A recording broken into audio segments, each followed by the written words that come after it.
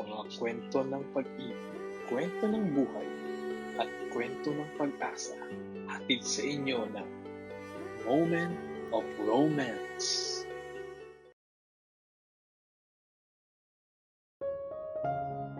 Nagsimula ang lahat noong December 2018 sa isang simpleng chat.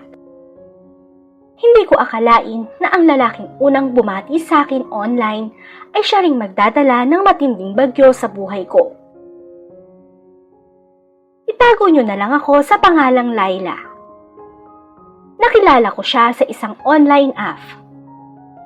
Isang simpleng hi, galing sa isang lalaking nagngangalang George. At sa libu-libong taon sa online app na yon, hindi ko alam kung bakit sa kanya ako tumugon. Siguro dahil sa mabulaklak niyang pananalita. O siguro dahil nung mga oras na yon, kailangan ko lang ng makakausap. Nung una, tila normal lang sa amin ang lahat. Nagchat-chat, nagtatawagan, hanggang sa nagtuloy-tuloy ang aming pagkikita. Sa bawat paglabas namin, unti-unting nahulog ang loob ko sa kanya. Akala ko nga noon ay regalo siya ng tadhana na ibinigay sa akin. Ang bilis kasi. Ang bilis na hulog ng loob ko sa kanya. At sa bawat chat niya, pakiramdam ko, unti-unti niyang binubuo ang mga pangarap ko. Pero, yun pala ang pinakamalaking pagkakamali ko. Naging mabilis ang lahat sa amin ni George na para bang isang pelikula na naka-fast forward. Nung naging kami, pakiramdam ko ako na ang pinakamaswerteng babae. Sapagkat akala ko, yung mga pangarap na binuo niya sa chat, itatayo na namin sa totoong buhay. Pero habang tumatagal, ang mga matatamis na salita ay unti-unting naging mapait na utos. At simula nang makuha niya sa akin ang gusto niya, ay doon na nagbago ang lahat. Sariwa pa sa alaala ko nung bago pa lang kaming magkasintahan. Punong-puno si George ng mga matatamis na pangako. Sabi niya, handa siyang gawin ang lahat para sa akin at hinding-hindi niya ako iiwan, anuman ang mangyari. Kahit sa chat lang kami nagsimula, naniwala ako na mahal niya ako. Kaya dahil sa mga salitang iyon, nahulog ang loob ko at ibinigay ko sa kanya ang lahat, pati na ang aking pagkababae. Hanggang sa isang gabi, bigla niya akong niyaya sa isang hotel. Dahil sa takot na baka magtampo siya o dahil na rin sa bugso ng nararamdaman, hindi na ako nakatanggi. Iyon ang unang beses kong makapasok sa ganoong lugar. Kaya naman halos manginig ang buo kong katawan sa kaba at pag-aalinlangan. Ngunit dahil sa mga mabulaklak na salita ni George, ang mga pangakong ako lang ang mahal niya at hindi niya ako pababayaan, unti-unting napawi ang aking kirot. Sa bawat bulong niya ng pag-ibig, tila nahulog ang lahat ng aking depensa. Doon, sa loob ng 4 na sulok ng silid na yon, tuluyan ang nangyari ang hindi ko inaasahan. Ipinagkatiwala ko sa kanya ang pinaka-iingat-ingatan kong pagkatao. Sa paniniwalang, ang gabing yon ang magiging tatak ng aming panghabang buhay na pagmamahalan. Noong una, naging maayos naman ang aming relasyon. Sa katunayan, mas naging malambing pa nga siya sa akin pagkatapos ng gabing yon. Tila mas lalo kaming naging malapit. At ang bawat pagkikita namin ay puno ng atensyon at pag-aalaga. Dahil doon, lalong tumibay ang paniniwala ko na hindi ako nagkamali. Na mahal niya talaga ako at seryoso siya sa bawat pangakong binitiwan niya sa loob ng hotel na yon.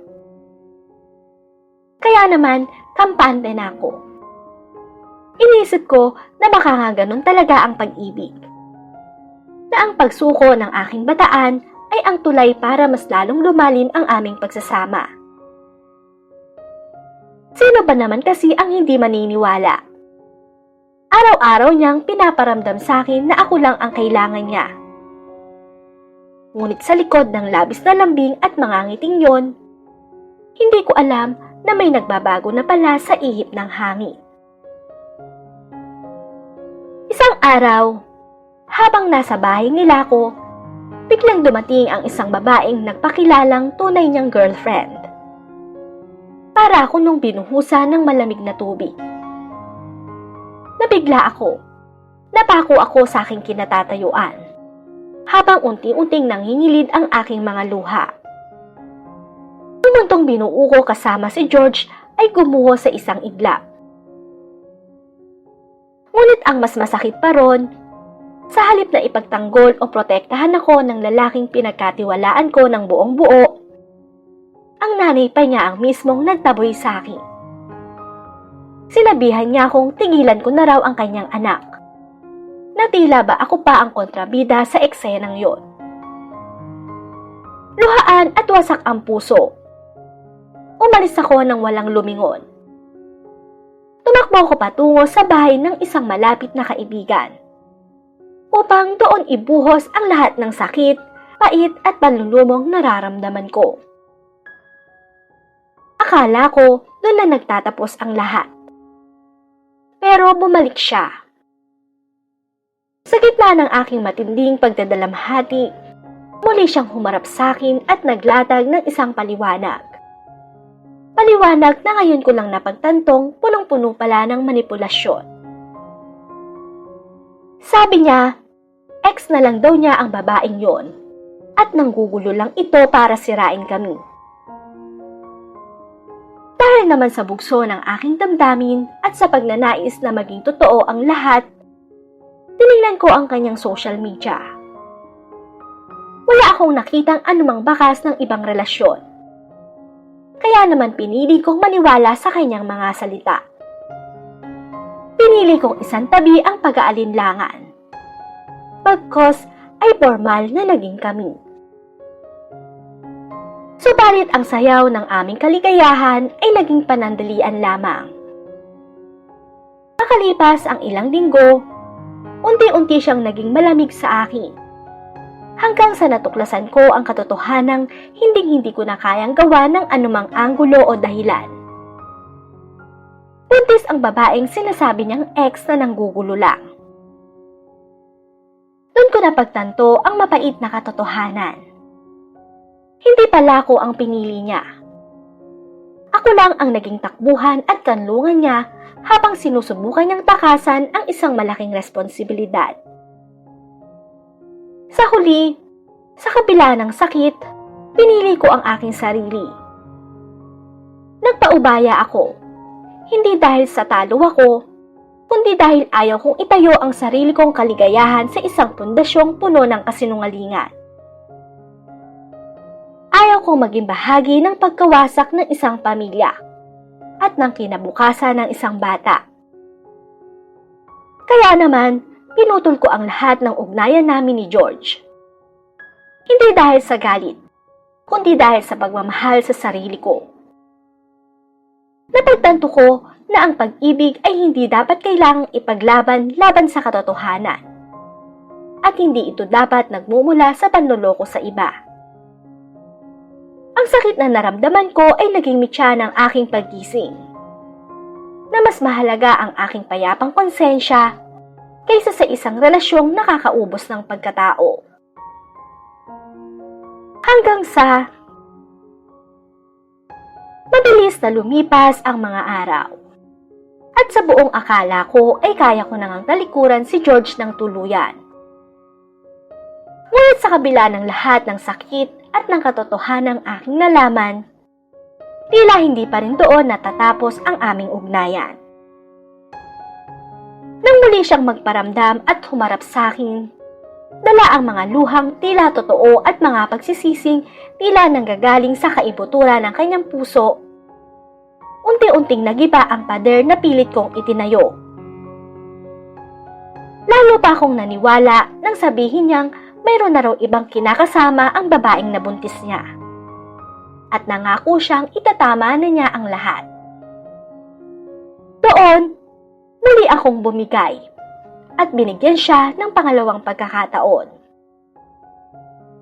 Sa bawat paghingi ni George ng tawad, unti-unting nanumbalik ang mga alaala ng aming magandang simula. Kahit alam ng isip ko ang bigat ng kanyang kasalanan, tila mas malakas pa rin ang bulong ng aking puso. Sa gitna ng kalituhan at sa pagnanais na muling mabuo ang aming nasirang pangarap, pinili ko muling magtiwala. Pinili kong buksan ang pinto at tanggapin siya. Hindi dahil nakalimutan ko na ang lahat, kundi dahil sa isang malaking sana. Sana totoo na to. Sana magbago na siya. Kaya sa huli, binalikan ko si George. Pitpit ang pag-asang ang pag-ibig namin ay mas matimbang kaysa sa anumang pagkakamaling nagawa niya. Simula noon, nagpasya kaming magsama sa iisang bubong. Sa unang bahagi, naging maayos naman ang aming relasyon. Tila ba nahanap na namin ang katahimikang matagal na naming hinahangad. Naniwala ako na ito na ang simula ng aming pagbabago bilang isang pamilya.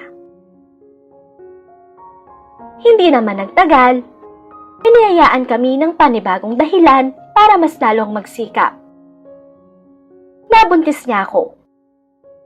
Sa gitna ng lahat ng pinagdaanan namin, inisip ko na ang pagkakaroon ng anak ang magiging huling piraso upang tuluyan ng maging matatag ang aming pundasyon. Ngunit mali pala ako. Pagkapanganak ko, doon na unti-unting nagbago si George. Naramdaman ko ang kanyang panlalamig at ang muling pagkabuhay ng aking mga hinala.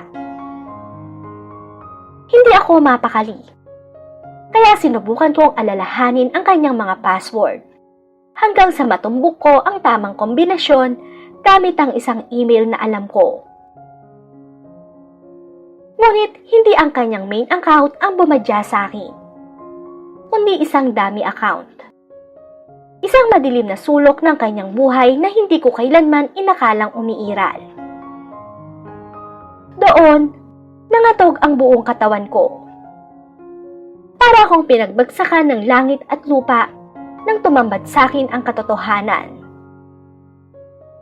Simula pa pala noon ay paulit-ulit na niya akong niloloko.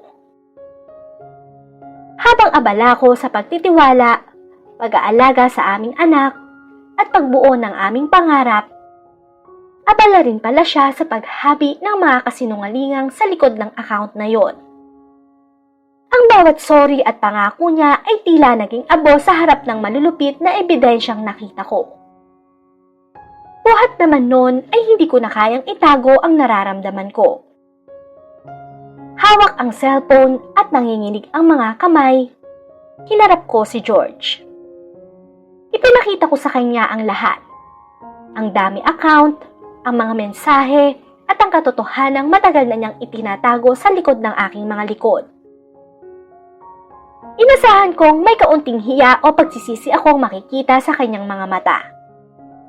Ngunit ang tanging sumalubong sa akin ay ang katahimikang mas nakabibingi pa kaysa sa anumang sigaw. Sa halip na humingi ng tawad ng may katapatan, muli siyang naglatag ng napakaraming dahilan. Umabot pa sa punto na ako pa ang pinalalabas niyang may kasalanan. Kesyo, masyado raw akong mapaghinala at palahanap ng mali. Ngunit sa pagkakataong ito, hindi na niya ako nalinlang. Hindi na ako ang babaeng marupok na manaling naniwala sa kanyang mga mabulaklak na salita sa loob ng hotel nung una kaming magkakilala. Hindi na ako ang babaeng nabulag ng isang hungkag na sana noong March 2019. Habang nakatingin ako sa kanya, napagtanto ko na ang pag-ibig na dati ay nag-uumapaw ay tuluyan ng naglaho. Ang tanging nananatili ay isang malalim at nakakaubos na pagod. Pagod sa walang hanggang pag-unawa. Pagod sa paulit-ulit na pagpapatawad. At pagod sa pagiging pampalipas oras lamang ng isang lalaking kailanman ay hindi natuto ng tunay na kahulugan ng paninindigan. Sa huling pagkakataon, tinitigan ko siya, hindi bilang sentro ng aking mundo, kundi bilang isang masakit na aral na kailangan ko ng talikuran para sa aking sariling kapayapaan. Doon ko napagtanto na ang cycle ng kanyang panloloko ay hindi matatapos dahil lang sa nagkaanak kami.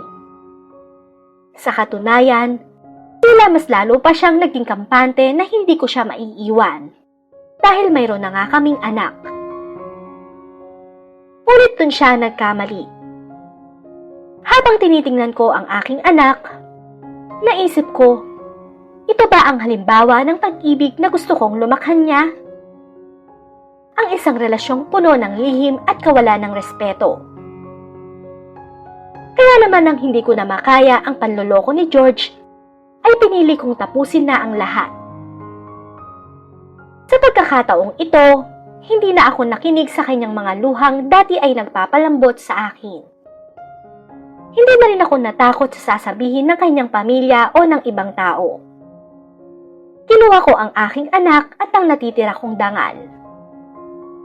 Umalis ako, hindi dahil sa suko na ako sa pag-ibig, kundi dahil natutunan ko na ang pinakatapat na pag-ibig ay ang pag-ibig na ibinibigay ko sa aking sarili at sa aking anak. Mas pipiliin ko ng maging isang mag-isang ina na may payapang puso, kaysa manatili sa isang bahay na ang pundasyon ay gawa sa buhangin at kasinungalingan. Malaya na ako, at sa paglayang ito, baon ko ang aral na ang tunay na halaga ko ay hindi kailanman nakadepende sa katapatan ng isang lalaking hindi marunong magpahalaga.